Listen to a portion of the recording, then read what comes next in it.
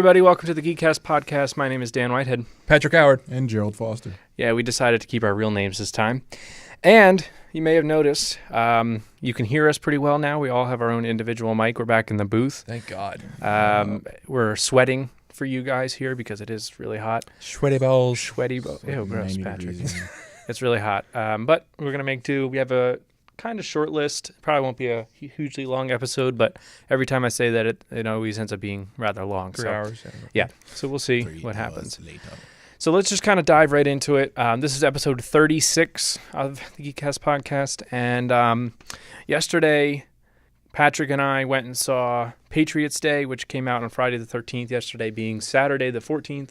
We went and saw it, and Then afterwards, we shared a very long, quiet car ride back home. yeah, it was, it was one of those where the movie ends, and I've had this experience before, kind of, with like American Sniper and a lot of these kind of, America kind of movies, where, there's not an applause. It's just kind of like you're sitting, you're watching, you're being respectful, and then you just kind of leave. But I've never had it where, when I've gone with a friend or family member, where like you walk out and you still don't say anything to each other to the car, and like I ended up breaking the silence and saying like we can't be silent for the rest of the night. You know what I mean? Yeah, that Like, was good. we got home it was probably like halfway home, and we don't live that far, but it was probably wasn't until halfway home that we like spoke. So it was probably 10 minutes we were just silent. Mm-hmm. And I was telling a friend of mine that I was like kind of moved by it, which may be kind of cliche to say or something like that. Well, but that's why I didn't really break the silence, because like I could just kind of sense that you were still like contemplating it. It's like, Yeah. I don't want to. He's in the moment. I don't want to break that. So yeah, I was just like, whoa. I'll speak when he speaks. Yeah. Oh, It was pretty cool. Like, I mean, cool. You know what I'm saying? It's not like cool, like, oh, glad these bombs happening. It's something like that. But I just mean it was cool, the effect that it had on me, kind of thing. And there was a point, I think Patrick was the same way, where you're like almost getting emotional, like teary-eyed and stuff like that. Because in a way, this is kind of like the 9/11 we remember.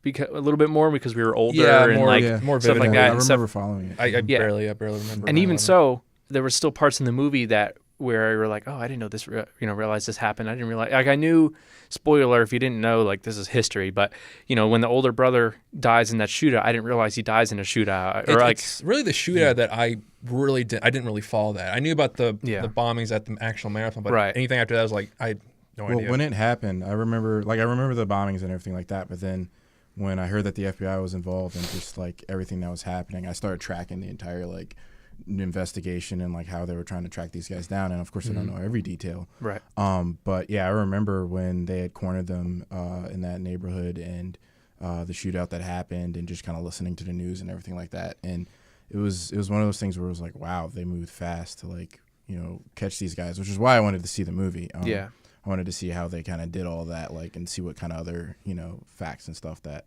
they decided to put in there.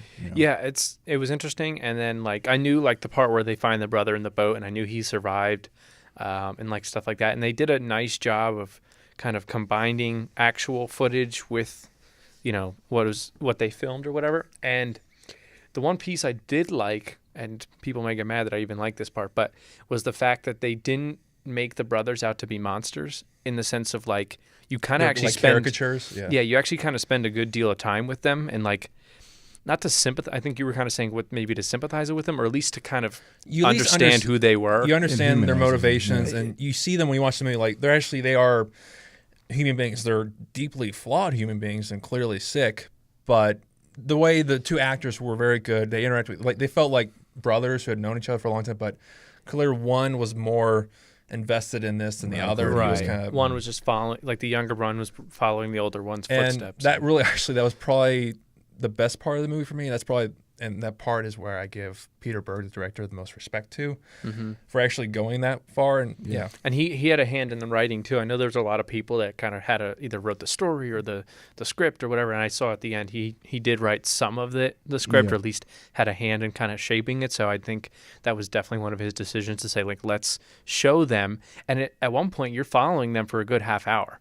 You're just like with them, where it's basically after it happened, and they're trying to catch them up until they pretty much have that shootout. You kind of follow them. Right, yeah. And I didn't realize that their next plan was to go to New York and bomb Times Square. Yeah, like they had it that ready was to go. that was a big thing, because they were trying to figure out if this is like after everything was sorted out, they were trying to figure out if they were part of a larger organization that was actually going to still have an attack in New York or what. So, no, yeah, I'm glad that they actually told their story too, because I mean, all the trailers kind of show them reflecting more on, you know, the police side of things, which is definitely great. I mean, I think there was a lot of great work done by the Boston police and the FBI and just to catch these guys. But I think, you know, like you were saying, it's important to kind of humanize a little bit some of the people that, you know, do these crazy things, you know, because at the end of the day, we all are human beings, and they could still, you know, anybody could kind of push themselves to do something like that, depending on their own mental state and stuff. So, yeah.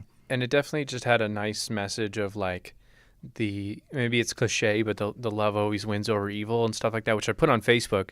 I did just a quick little 2-sentence review where I was like, just like the movie said, love always wins in the end. And that's kind of, they say that in the movie where it's kind of like, look, you can't stop it, because the guy was asking Mark Wahlberg's character, could this have been prevented? Could we stop it in the future? And he's like, no, honestly, we can never stop it, but we can just keep fighting back and keep showing that there's love in the world and kind of thing, and just that there's good in the world and so on and so on.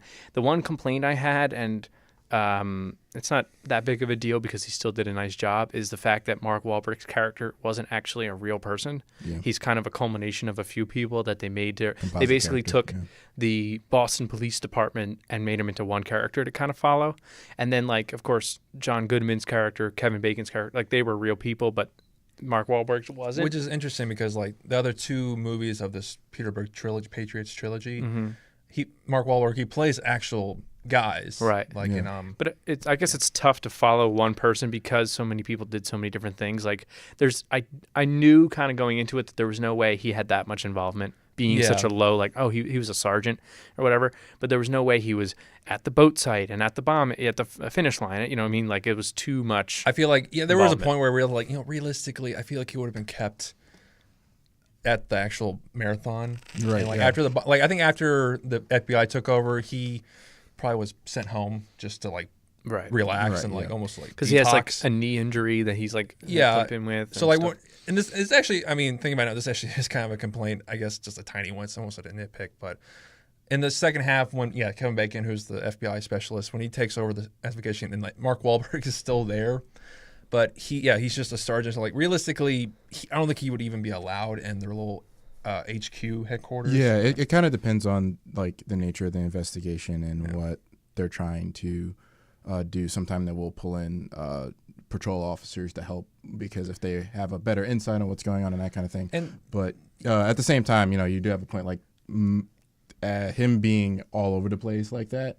I haven't seen the movie clearly, but at the same time, there were way more people involved, and there wasn't one singular person that was at every single event. Right. And they do address it how like, you know, they do utilize him because like he knows these streets, like he grew up in Boston, so right. But it's like at the same time, shouldn't any of these other cops know the streets just as well? You know what I mean? So it kind of, that was like my complaint, is they make it seem like Wahlberg's character is the key to it all. But what I did find interesting, and this is actually I guess a true part of the story, is again, it's kind of a spoiler, but not if you know the story, where the two brothers steal like a foreign exchange student kid's car and make him go with them. So he's sitting in the passenger seat like, no, you're going to New York with me. And he's this poor little Asian kid, like, or Chinese kid. He didn't want anything to do with this, blah, blah, blah. And then he makes a decision when they stop for gas to take the risk and like unbuckle seatbelt and take off.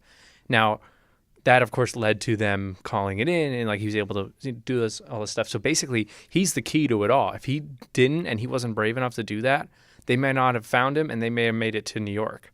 So I did like that they kind of showed that moment. They didn't make it seem like, oh, Mark Wahlberg's character found, even though he did find the brother in the boat kind of thing. It didn't make it seem like he was the total hero. It made it seem like this kid is really important, which I liked a lot. So all in all, was it the most, the perfect movie ever? No, of course not. But I did like it a lot. I did like that they don't shove patriotism down your throat. They don't make you feel like you have to go and like there's only, I think, enlist one or shot something of the American flag. That's really at the beginning, to be honest. Right. And it's during the marathon where it's very inspirational, so it's needed. But it just you like feel emotionally invested in the movie because you had a small part in it, especially people that were in Boston. Yeah. But it's not like you're like, oh my God, F the Muslims and, all this kind of stuff in America, blah, blah. It's nothing like that. You don't really feel anything like that, so I like that a lot. Yeah, that's one thing I've liked about Peter Berg as a director in his later years. I mean, initially he did a lot more of the more fun, crazier action movies, and then like The Rundown, I think. Yeah. Right, yeah, but then with movies like I think I forget the one he did with like Jamie Foxx and I forget the cast altogether. Oh man, but yeah, they were all out and they were FBI agents working out in Saudi Arabia, and that was like, it was a fictional story, but it was very like realistic to how things are actually going down. And then he made like Lone Survivor and Deepwater Horizon and all those. And he's just, when it comes to these like true life stories, he does a great job of like not over exaggerating too much. I mean, yeah, he has to like, composite some characters and stuff like that from time to time, but like he doesn't over exaggerate, and he gives a very like realistic, honest approach to things, which I really appreciate about how his style, at least, because even in like Lone Survivor, where we're following these Navy SEALs, he takes time to point out the story of the village of people that help save Marcus Luttrell. And I haven't seen Deepwater Horizon yet, but my friend watched it over the weekend. And he was saying how amazing it was good. I think out of the two, I haven't seen Lone Survivor, which I do now because I want to kind of complete this trilogy now. But between Deepwater Horizon and Patriots Day, I would say Patriots Day is my more. I prefer that one because it is with that new angle with the brothers that you don't really expect to watch. So it just adds a little bit more depth. With Deepwater Horizon, it goes by really quick, actually. It's very straight and narrow. Like, this is the explosion on the rig, and they have to get off. That's about it. Right. Really. Yeah, definitely. Yeah, they're their own enemies in that movie, kind of. Like, they're the ones that kind of, it kind of falls to John Malkovich's character. Like incompetence, basically. In the sense of like, oh, there's no problem here. Like, he's ignoring what's clearly there kind of thing. But for the most part, it really is their own self-contained thing. Yeah, but with Patriots Day, like you're saying, it's like a bigger thing. Even though it just happened in Boston, it kind of like, we all kind of came into it and helped solve it and stuff like that. They shut the city down, which was kind of cool to see the shots. I was wondering if they actually did that again, or if they just did like a visual effect shots, like because there's scenes where they're like the streets are completely empty, highways empty, like, so I was like, there's no way in the middle of the day that they were able to do, just like, nope, nobody come on so we can get this shot. Unless it's like to a certain, like they blocked off certain blocks.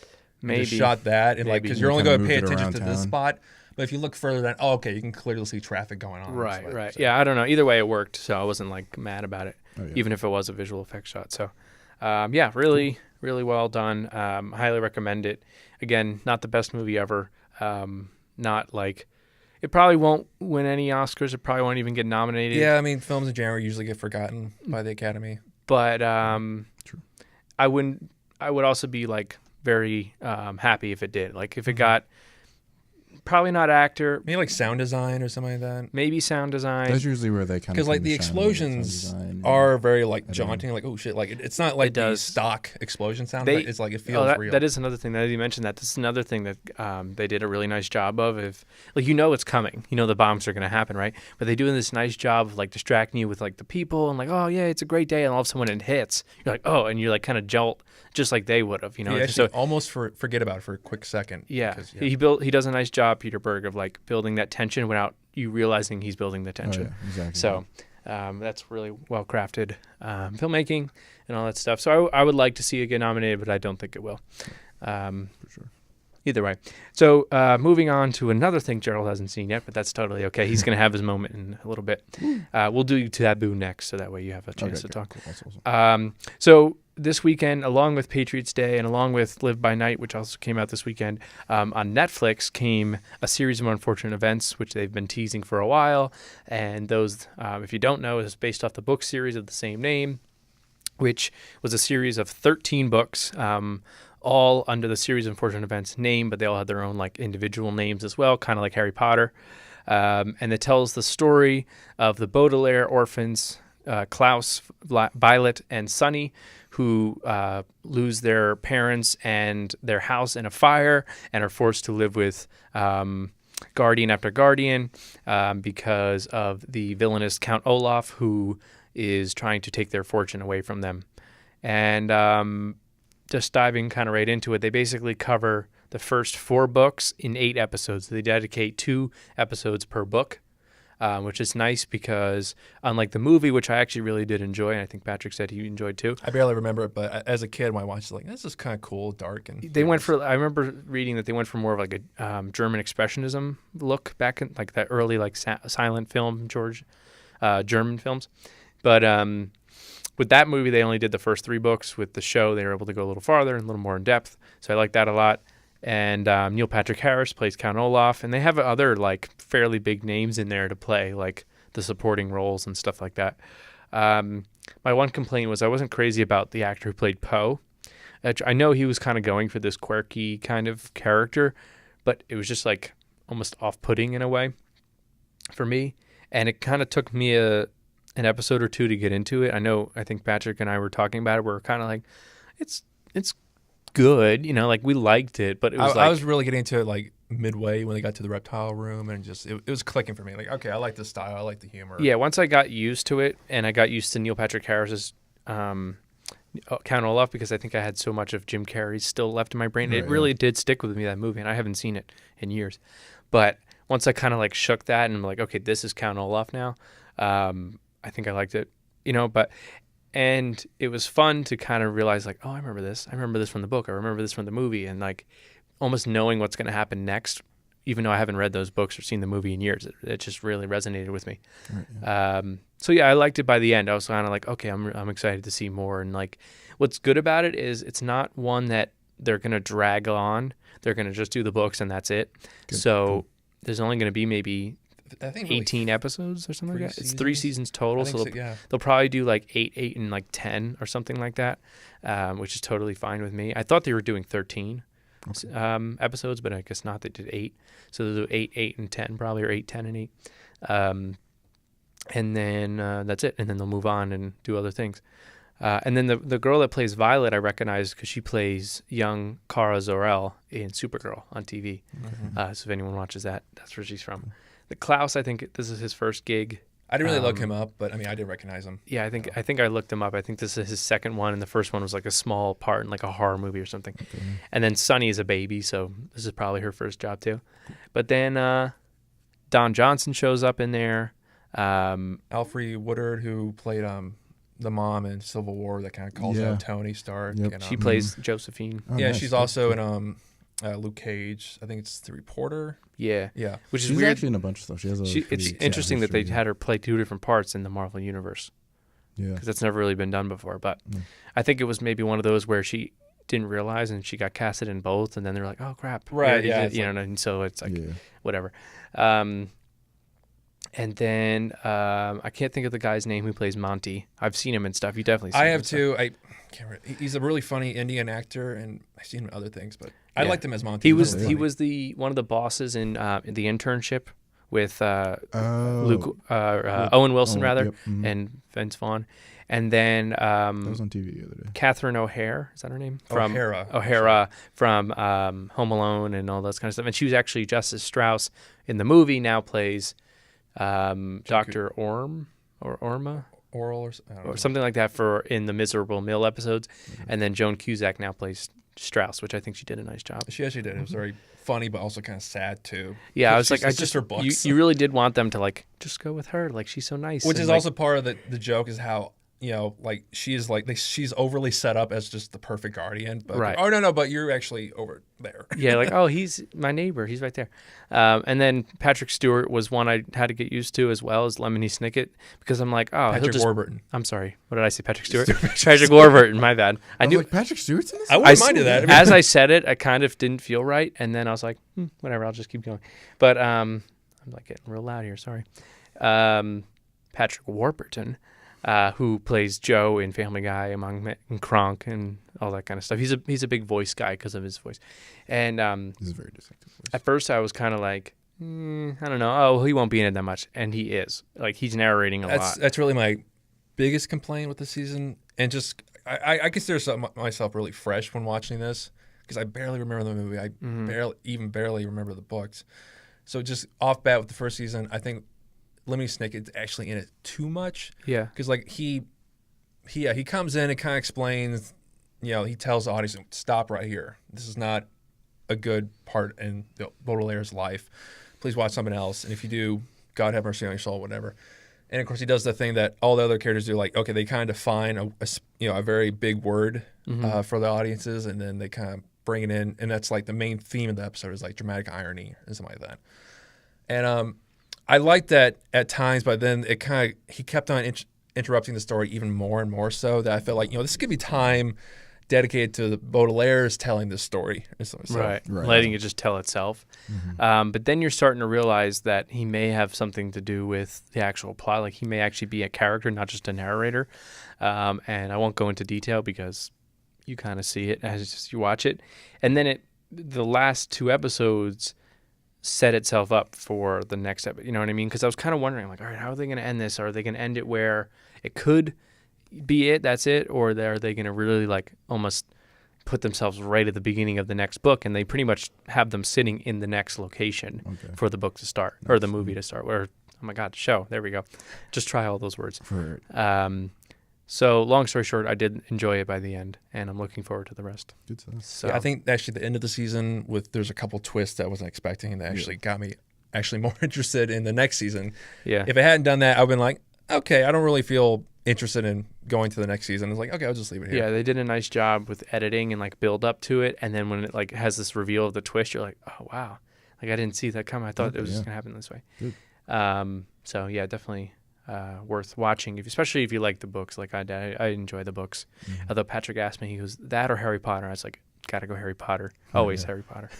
I'm not super familiar with the books themselves, but what I do appreciate with the way you're explaining it, the way like Netflix is doing this, where they're like kind of just going through each book, and limiting the series to the books, you know, and that's it. Right. And I think Netflix could really do a great job of doing that with even more book series. Definitely. Where they're gonna like, all right, we're gonna basically do maybe a season per book, for whatever the show or whatever the series is, and then end it there. That way they have a nice controlled timeline.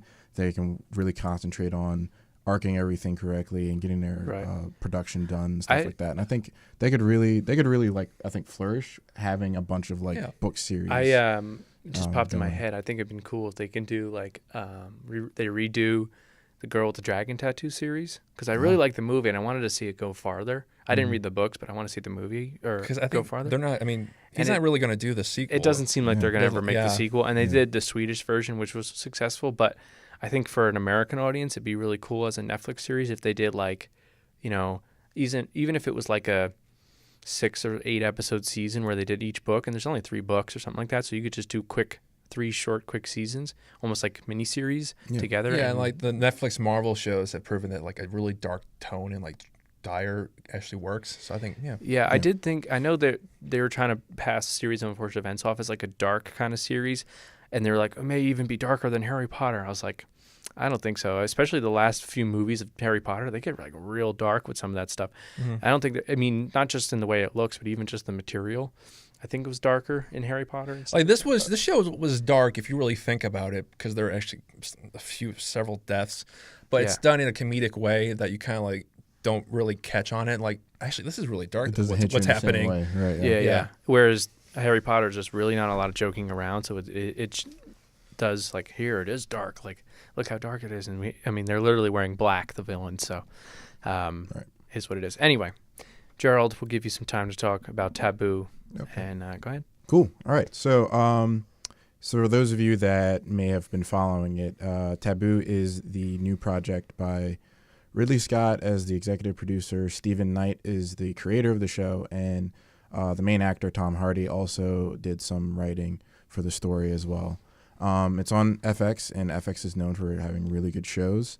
I believe this is one of those limited series things. I think so, yeah. And by the way the first episode kind of ran, it definitely feels that way, where it's not going to be something that's going to drag on for 6 seasons, which I kind of hope not, because I feel like this has a very good start, and I hope that it has a good end and not something that they're trying to figure out as time goes on.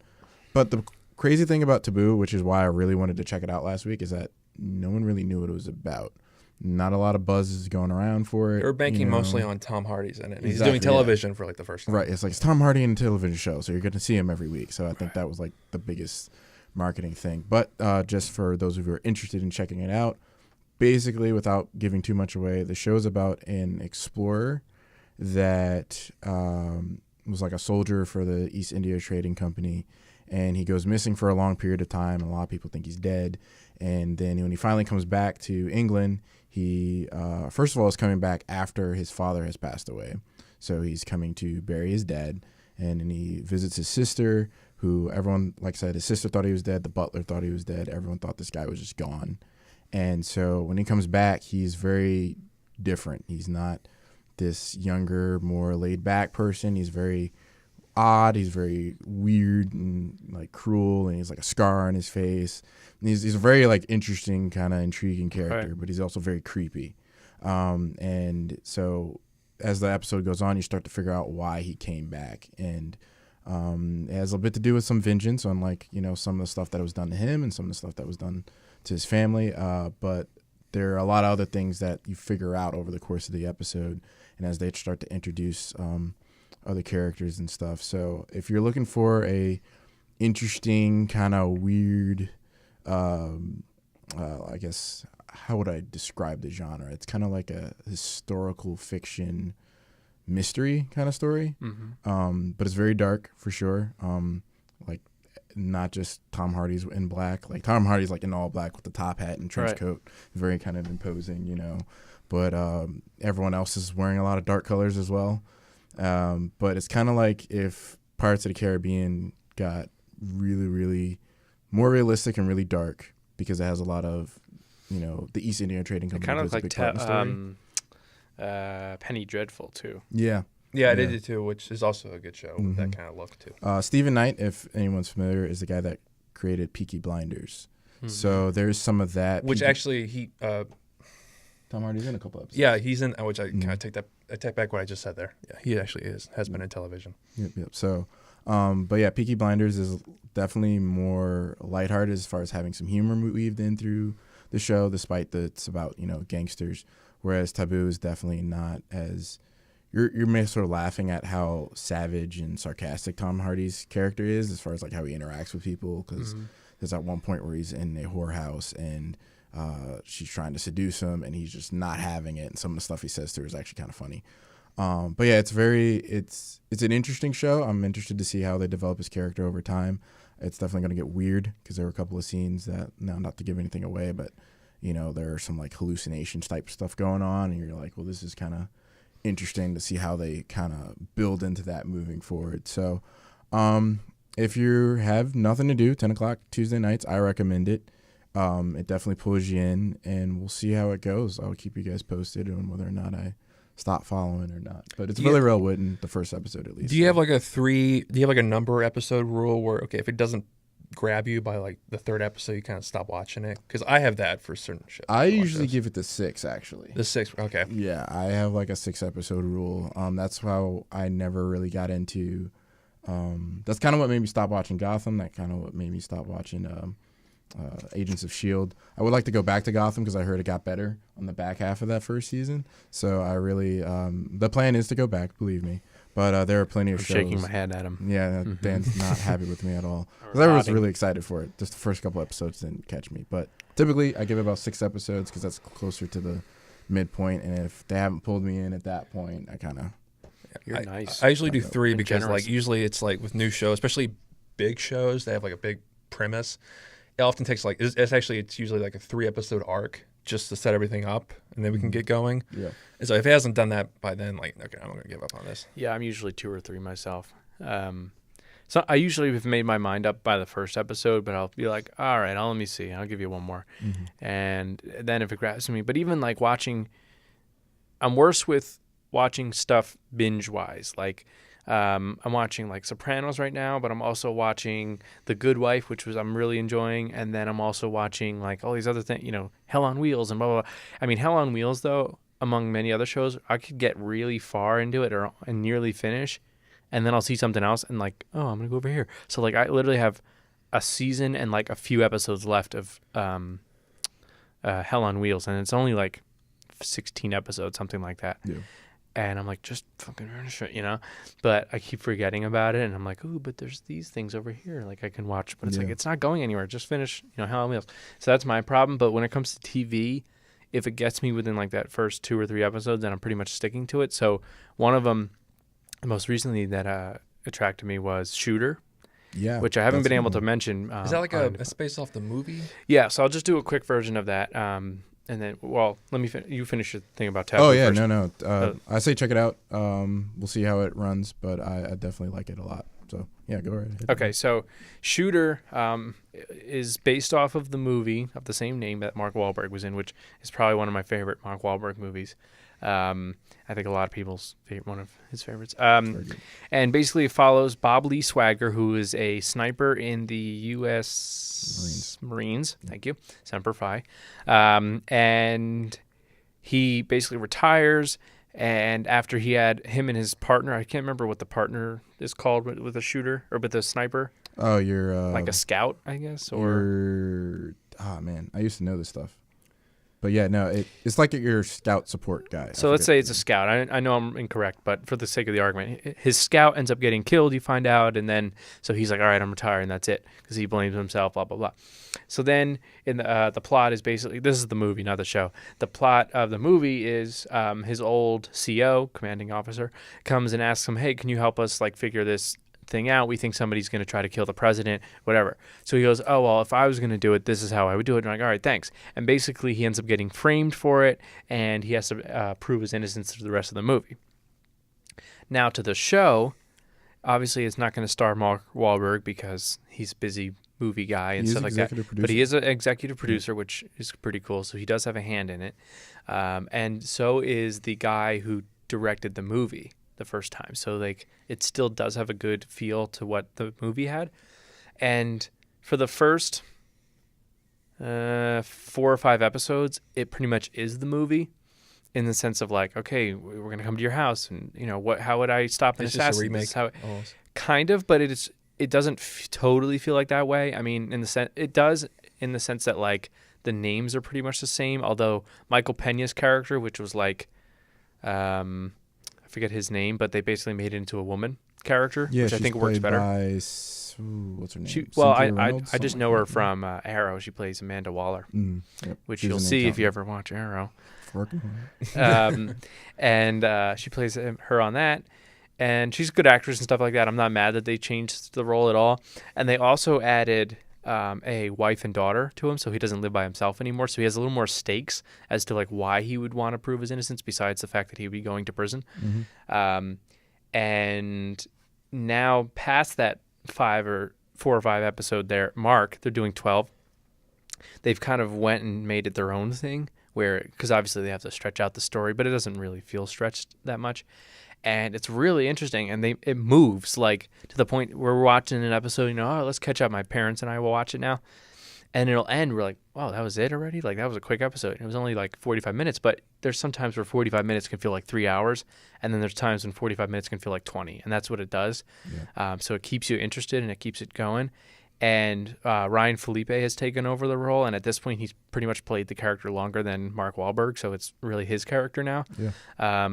And he does a really nice job. He doesn't try to be Mark Wahlberg's character. He does like his own thing of like, I'm Bob Lee Swagger, blah, blah, blah. And they go more into like the flashbacks of him as a sniper and things like that. So they were able to spend more time with certain elements and things like that. And his partner still dies. And another change that happens is, instead of it being... Oh, by the way, his partners, if in 2-man sniper teams, you have a sniper and a spotter. So that second guy's a spotter. That's the other one. Yeah. I was pretty close. Yeah, close. His spotter partner person, instead of it being the wife that survives, it's his mother. They changed it. So because in the movie, remember, he ends up like getting with her, Kate Mara, I think it was. Mm-hmm. They obviously, since he has a family, he doesn't need a love interest really. So they changed it to be the mother, and they also make his commanding officer much younger. Like Danny Glover was probably in his 60s at the time. The guy who plays him is Omar Epps from House. Yep. Mm-hmm. And he's probably pretty much the same age as him, maybe a few years older.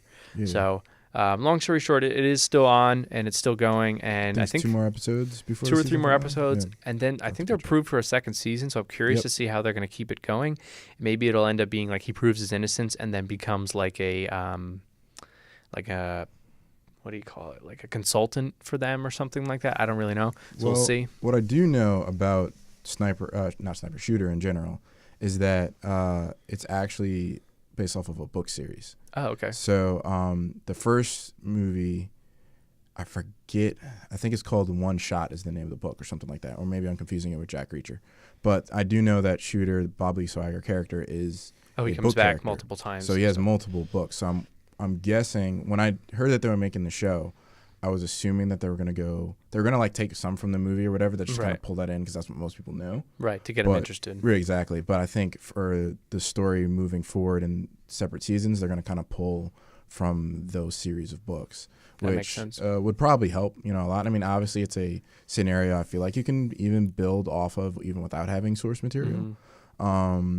But I think to keep the stories more interesting and dynamic, to kind of stay on par with the first season, which is obviously based off of one of the books, because that's what one of the movies was. The first movie was based off of. Right. I think they're going to try and do that. Good, because I'm glad. I would have really not liked it if they were like, let's keep making this, he's accused of being the president's assassin story for like season after season, because it's like, all right, that just gets old. Which is, I think, what ended up happening with the show The Following. I don't know if you watched that. Yeah, that was the one Kevin Bacon. I liked the first season, was great. Season 2 was pretty good. I didn't watch the third season just because I was like, why bother? But my mom did, and we both liked it and stuff. But that was another one where the premise of it is like worth a mini series, where it's like, the longtime rival serial killer gets escaped, and so they bring in the FBI agent that caught him the first time to redo it. Great premise, whatever. People like that stuff, but you can't keep having them get captured and then escape and captured and escape. It just doesn't work. So then they tried to make it more about an occult. And then it just, I think, got too big. And then by the third season, they were like on a whole different storyline. That's what the show Lone Survivor with Keith Sutherland feels like. Like this premise is Designated Survivor. Designated Survivor. Lone Survivor's a movie. Yeah, sorry. Yep. Designated Survivor with Keith Sutherland, which I think is on ABC. I think. Yes. Like, I like the premise, but it just didn't seem long enough to sustain a whole television show with multiple seasons. I agree. Like for a show, like for like a movie, like a political thriller, that sounds really interesting, and it's a good like what if scenario. If every politician in the secession line had been wiped out except the one who's always in a bunker during Congress meetings and shit. Right, yeah. And they usually pick a random one. So I think he's like the secretary of like agriculture or something something random. Random. Yeah. So I agree though. 100%. That's why I was like, I'm not even gonna bother to watch this. And I'm not like that interested in Kiefer Sutherland. I know people that watch 24 are probably like, oh, Kiefer Sutherland. He is what he is. So it had to be a really interesting premise if I was going to watch it, and it just didn't seem that way, especially because I have such high stakes from House of Cards of what a political show should be, and like the way in going about doing it. So, which, speaking of House of Cards, I haven't seen anything for the new season's trailer, but it should be dropping soon. The show, I think, within the next month or so.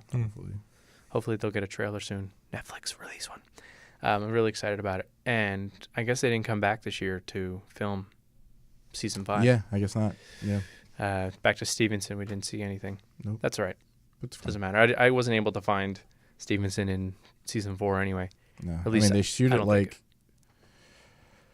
they use mostly like the fields and like the back corner of Green Spring anyway. Oh, really? A little bit further away from the property. Okay, because there was one part, I don't want to say it in case it's a spoiler, that I thought it was like, I think that's Green Spring, and then it was kind of hard to tell. It didn't totally look like it, but I was thinking it was maybe like the part of Green Spring where like they have the shuttle drop off, and then there's the library, and then there's like that overpass of like the second floor, and that you can walk underneath.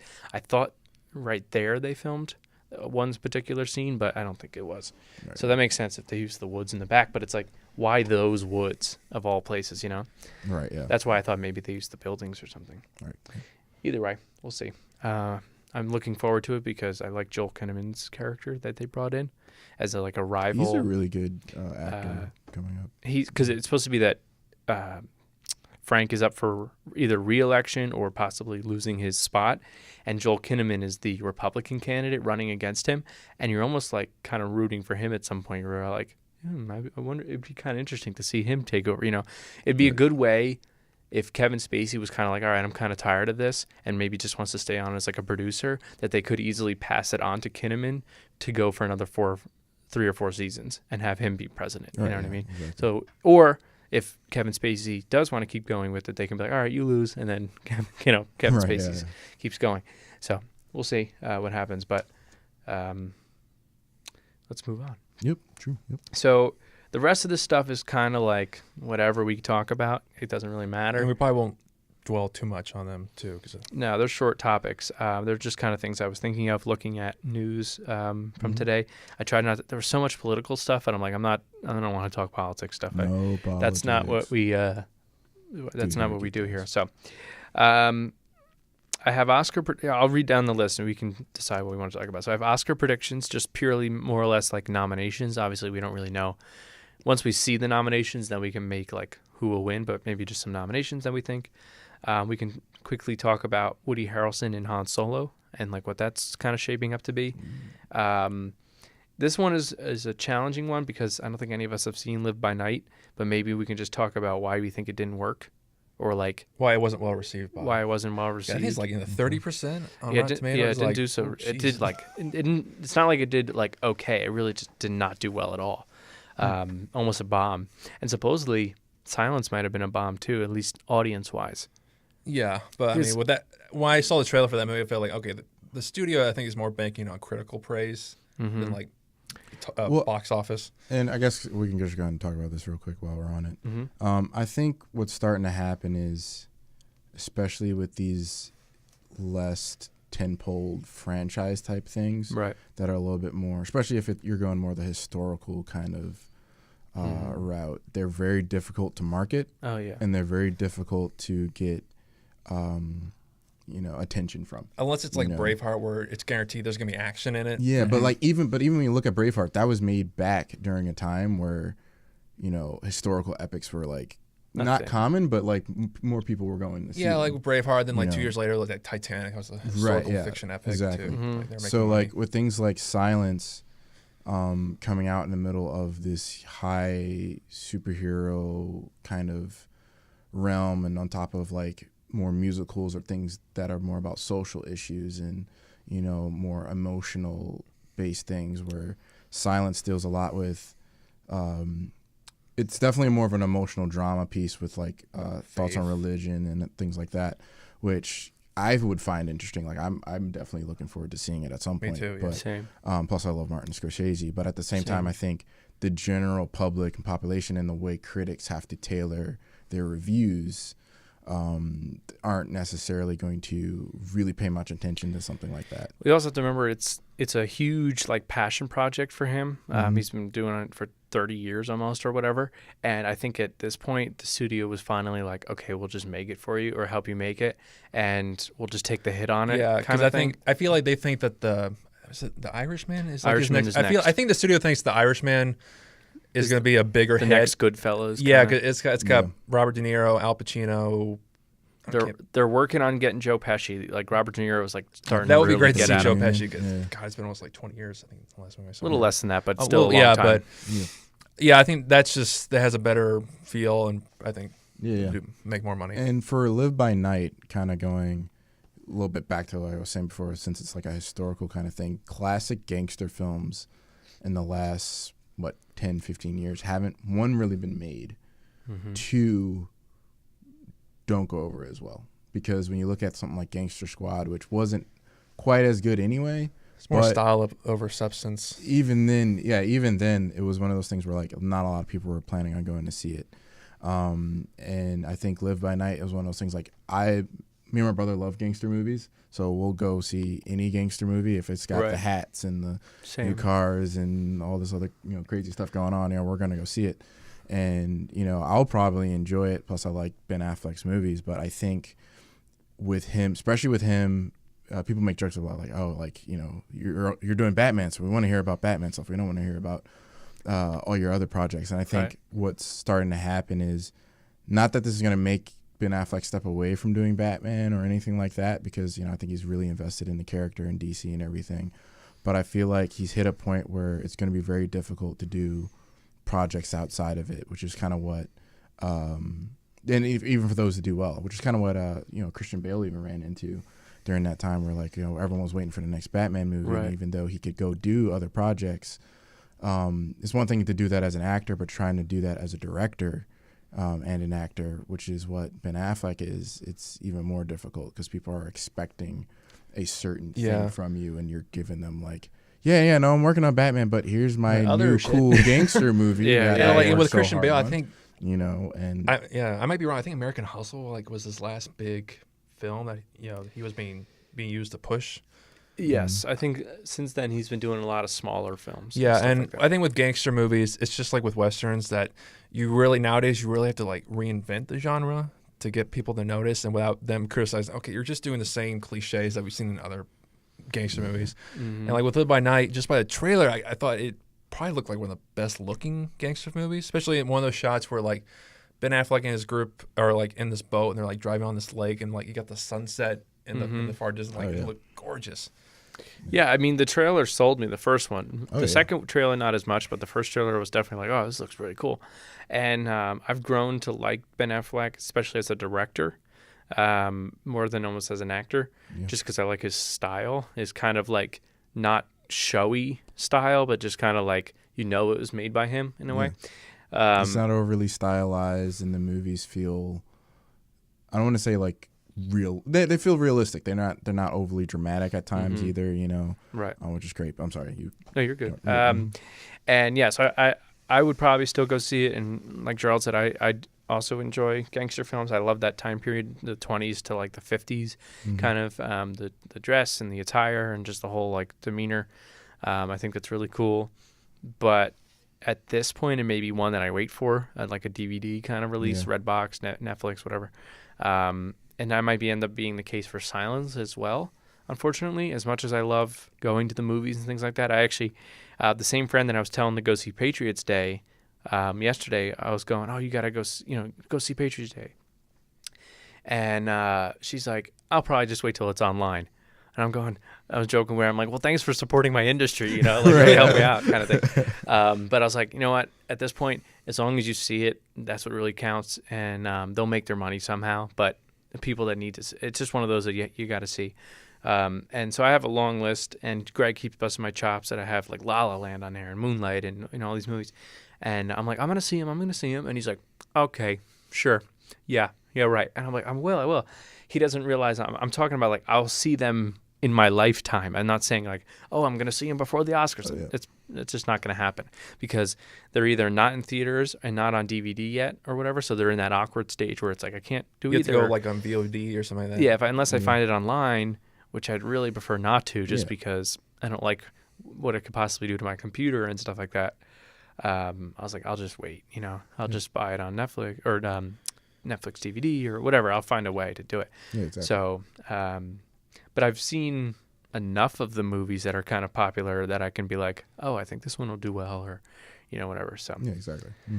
is what it is. All right, well, let's do one more thing and then we'll kind of wrap up here. So do we want to talk about what we're looking forward to movie wise in 2017? Do you think? Maybe based off what we remember? Yeah, I got a couple that I'm looking forward to. So mine are pretty much superhero movies. I think that's how most of us are. Mine are genre films. Yeah, mine are historical epics. No. The one on the top of my list, and I'm going to be really sad when it happens and it's over, is Logan. Yes. Yeah. Comes out in March. And just from the trailer, like, those that know me well know that I love Johnny Cash. And they probably could have just had the Johnny Cash song play, and then at the end just had a title card that come up and said Logan. I'd be like, I'm sold. I love it. Absolutely nothing. Like, I don't need to see any footage. I'm sold. Yeah. But not only was the music a really awesome choice, and it was a nice nod to the fact that James Mangold made Walk the Line about Johnny Cash. But on top of it, the footage was just like, oh my God. It looks so cool, and the story seems really interesting. It's basically he's in the distant future, and he's in a remote part of Mexico taking care of the really old Charles Xavier, and then this girl shows up who we now know to be X-23, who's a female clone of Wolverine, shows up and starts leading trouble to them, kind of thing. I also like that. I think James Mangold said that he, like in a quote, that like, we're making movies for adult, that it's not going to please everyone, which I really respect. That they see we're going to tell it this way because we think it serves the story the best. Yeah.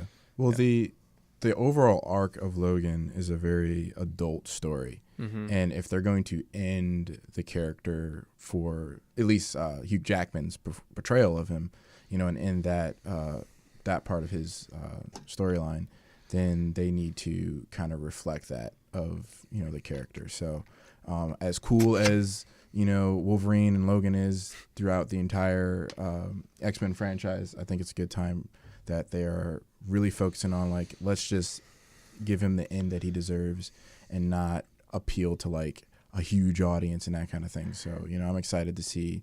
I'm sad to see it in because, like, of course, it's like 17 years that's been going on. Oh yeah, exactly. That's a huge one part of our lives, and two, you know, I think Hugh Jackman has one of the best portrayals of any superhero just in general. Right. As far as, like, still being something unique and different, but still paying enough homage to, like, the original character and you know, making him someone that's memorable. And he hasn't gotten to a point where I feel like this happens when people end up playing a character for long, is they tend to almost like phone in the performance. You're kind of like, all right, I'll play him again. I'll take the money. I'll play him again. And you're like just kind Jennifer of Lawrence. Well, she hasn't been playing Mystique really that long, but like, yeah, just I haven't seen it. I haven't seen it yet, but just by looking at like the clips from Apocalypse, it looks like, you know, she's not really here to work. Yeah, she's just here because she has to. I'll take the paycheck.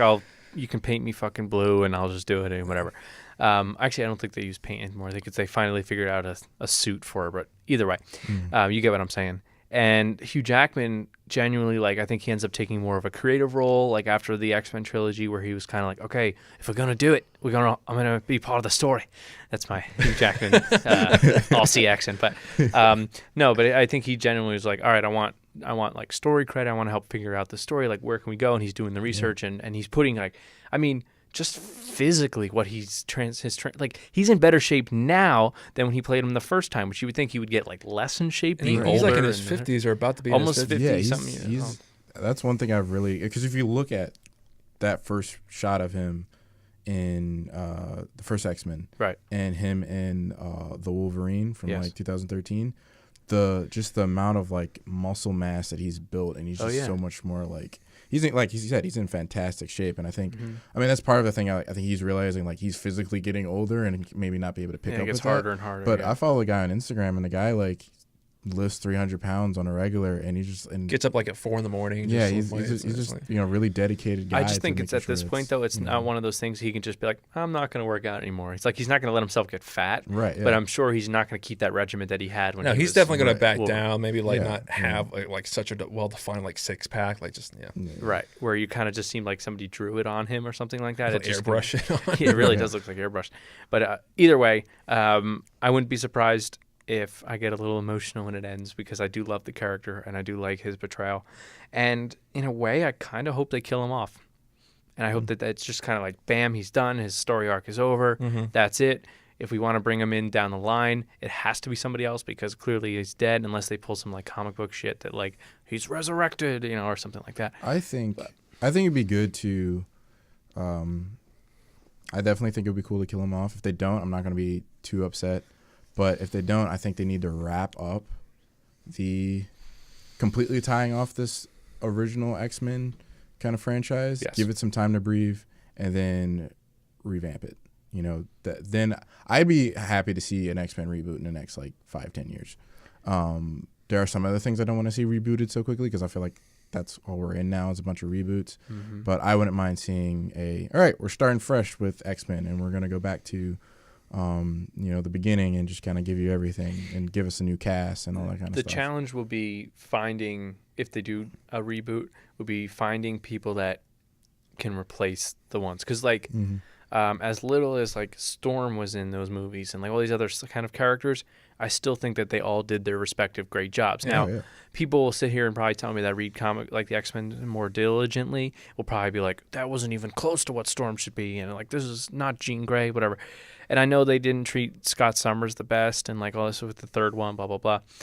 But I liked what I saw. I think those are the ones that stick in my mind, especially like Patrick Stewart. Now I'm using Patrick Stewart as Charles Xavier was perfect. Of course, you know, Hugh Jackman as Wolverine is perfect. McKellen as Magneto. Right. They're all like really great choices. Even the younger cast like McAvoy and Michael Fassbender and stuff. Jennifer Lawrence is what it is. Those are all like really good choices. So if they were going to be like, all right, we're going to start with X-Men #1, like fresh timeline and stuff like that, they're really going to have to choose their people correctly. Yeah. And that's going to be the big challenge. Mm-hmm. Because they have plenty of story. It's not like they have no stories. There's so many Oh, yeah. years and years of X-Men.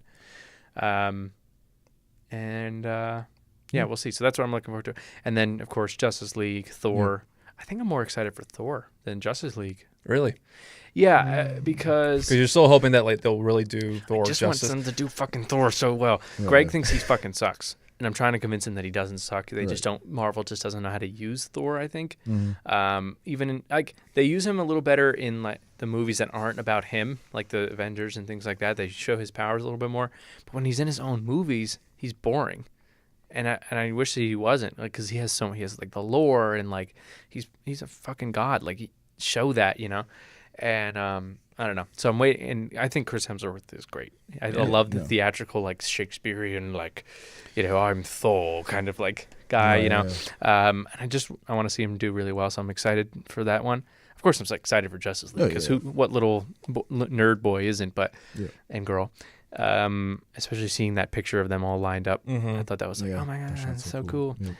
But there's a couple things I'm worried about. Of course, I'm hesitant on the DC universe, so I have to go in with it with a grain of salt. Marvel, I'm not grain of salt, with a worry, I guess. But with Marvel, I'm just more like tired of the formula, but I'm not like worried. Yeah, I'm not. Yeah, I feel like nobody's really worried because like they've been here a lot longer than the DC. 9 years. 9 years. They've been doing this.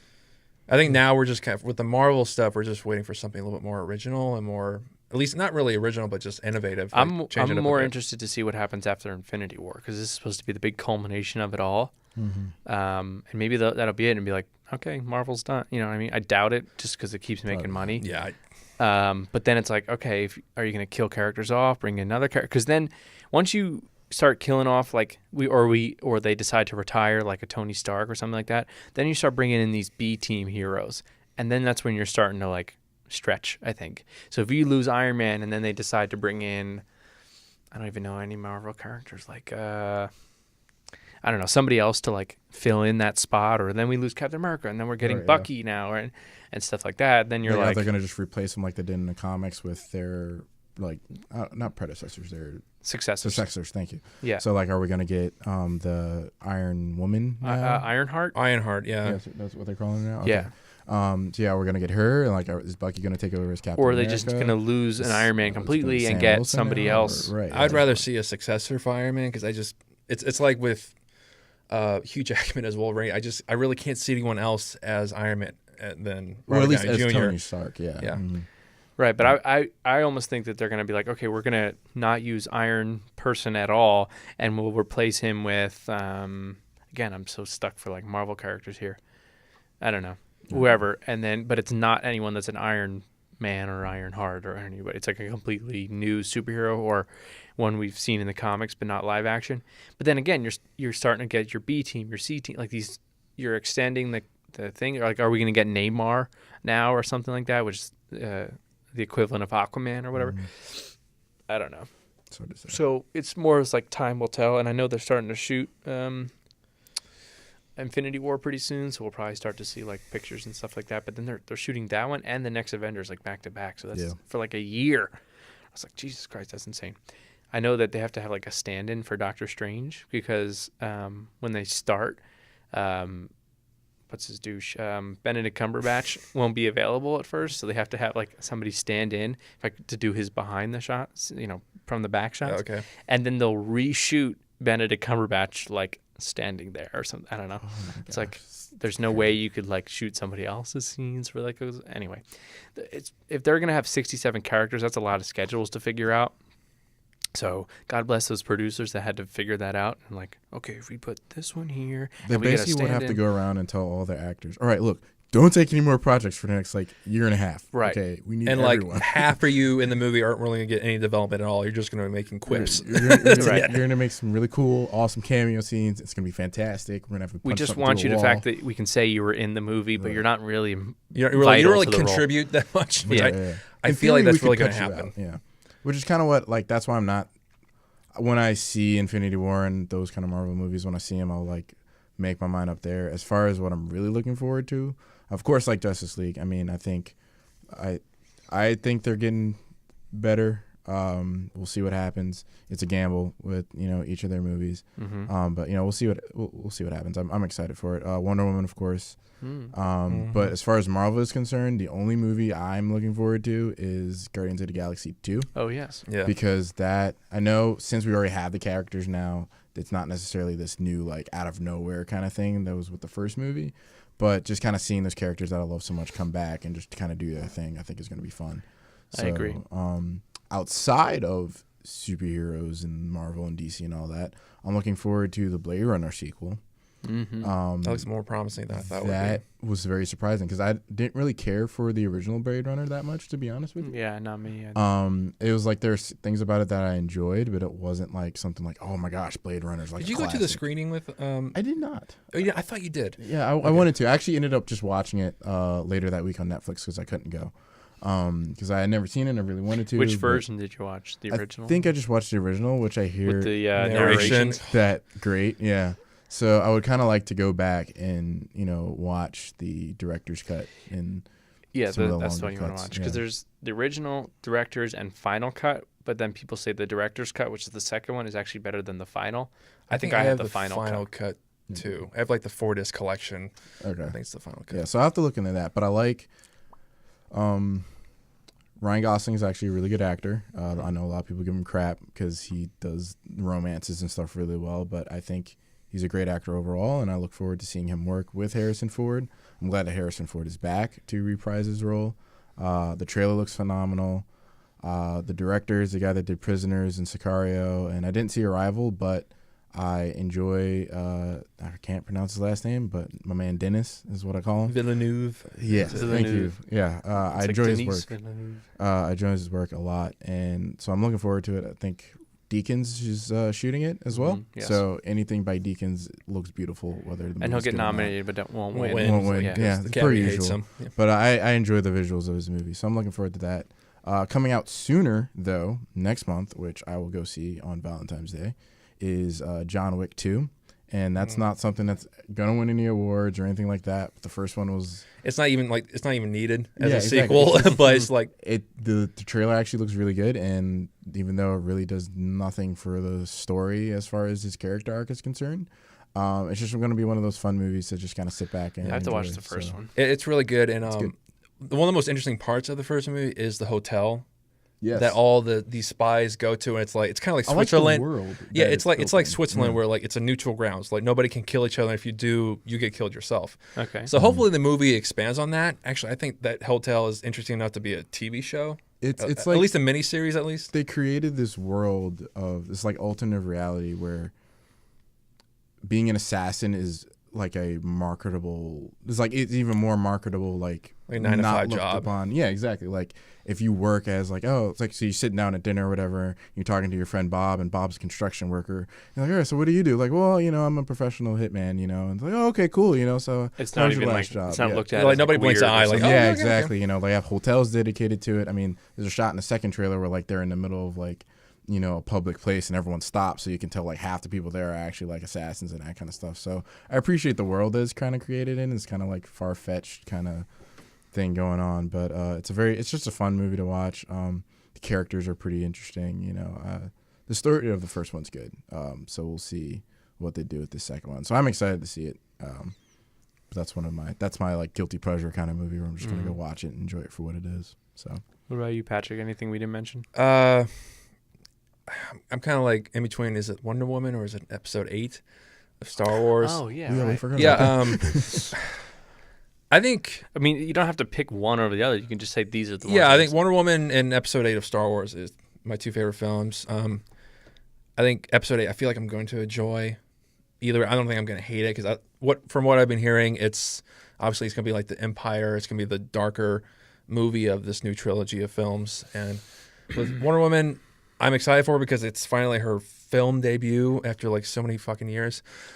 But considering the other DC movies I've seen, I'm still worried. Like, please just be good. Please don't be like a polarizing experience. Like either you love it or you hate it. You kind of have to almost go in, which is unfortunate. But you almost have to go in like a little bit lower expectations. I am actually, yeah. And then just like, all right, if it's a win, then it's a win. Like, oh, cool, great. But you're kind of like, yeah, well, it didn't work. I kind of figured, it was just mediocre, and that's. And just I what it is. think what is important with these more franchise movies that are based off of like source material and that kind of thing.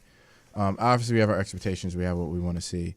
But in general, I think I find I enjoy these movies better if I'm coming in with a lot less expectations in general. And I'm starting to do that with movies in general, where like I have my preconceived notions.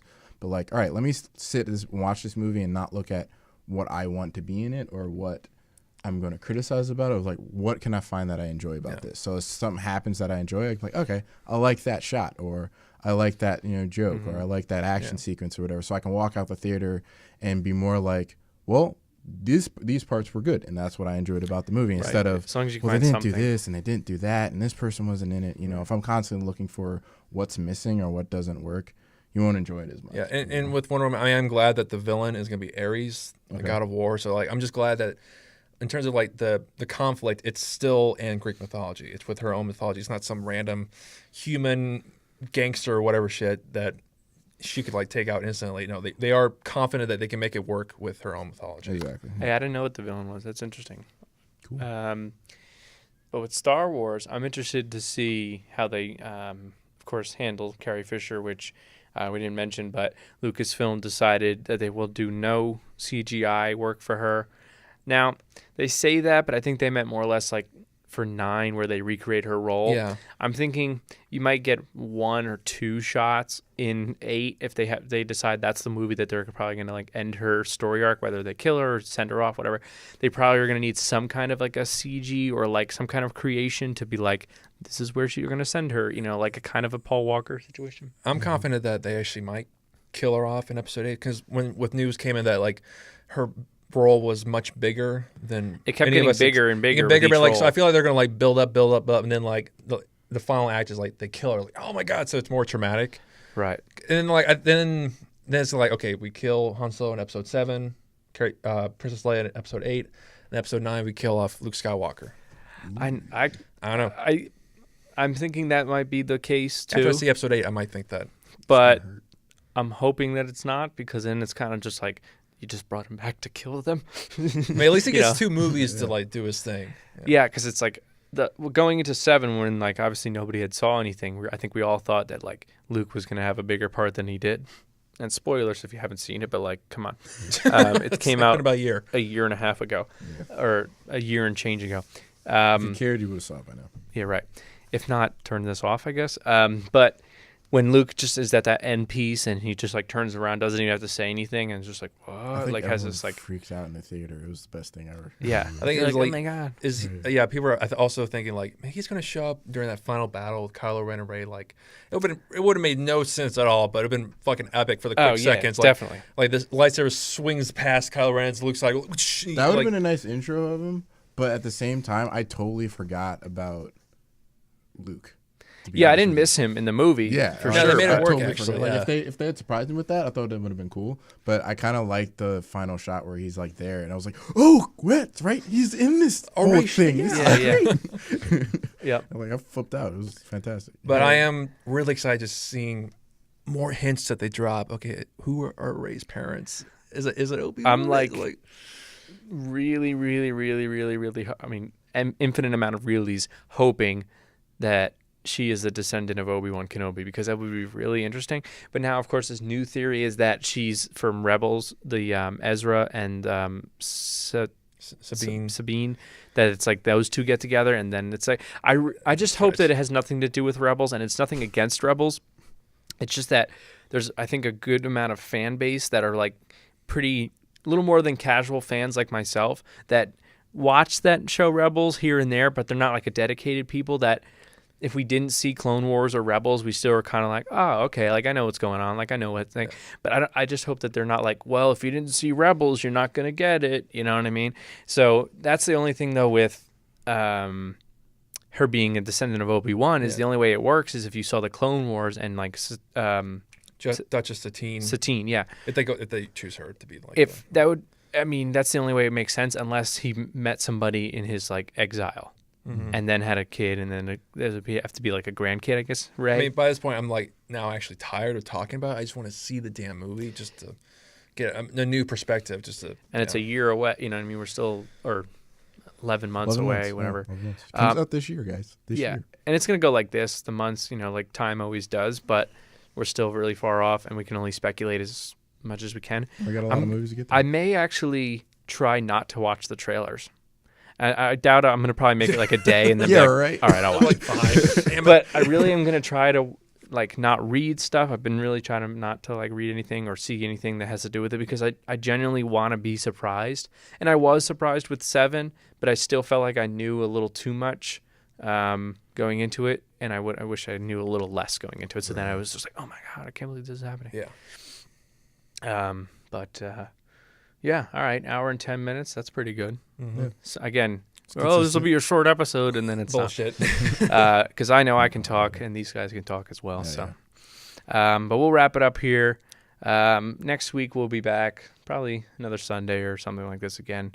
Probably keep trying to do this in the studio here, so that way it sounds nice and so deep and whatnot. I don't know what we're gonna talk about next week because nothing's really coming out. And SAG Awards next week or the week after next? I think it's the week after next, the 29th. I'll put something together. We'll figure it out. Figure it out. Maybe we'll watch something crazy on Netflix or something to talk about. Either way, we're going to try to keep doing it week to week, even if they're short. We were going to do, I mentioned to Patrick after on, to go circle back to Patriots Day real quick. I wanted to do like a in the car review, like after the movie.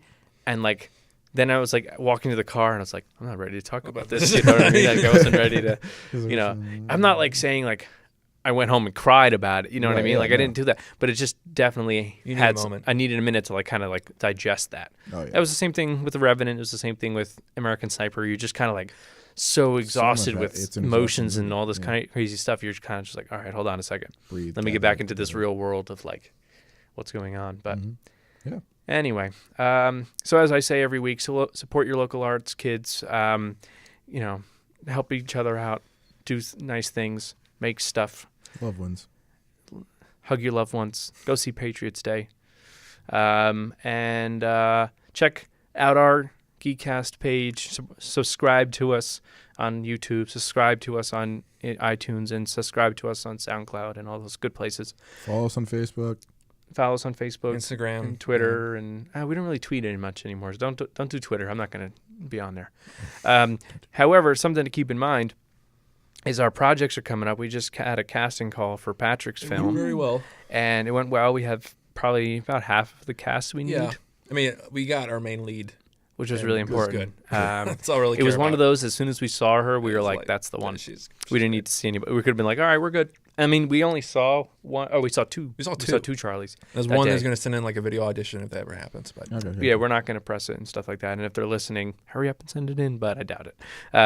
Anyway, we won't say who it is because we have to tell them. Nice. But and then Gerald's is coming up. Yep. We're going to have a quick meeting after this about perks and stuff like that. So keep a lookout for his. His is really awesome. And Patrick? Be sure to check us out. Same geek time, same geek channel.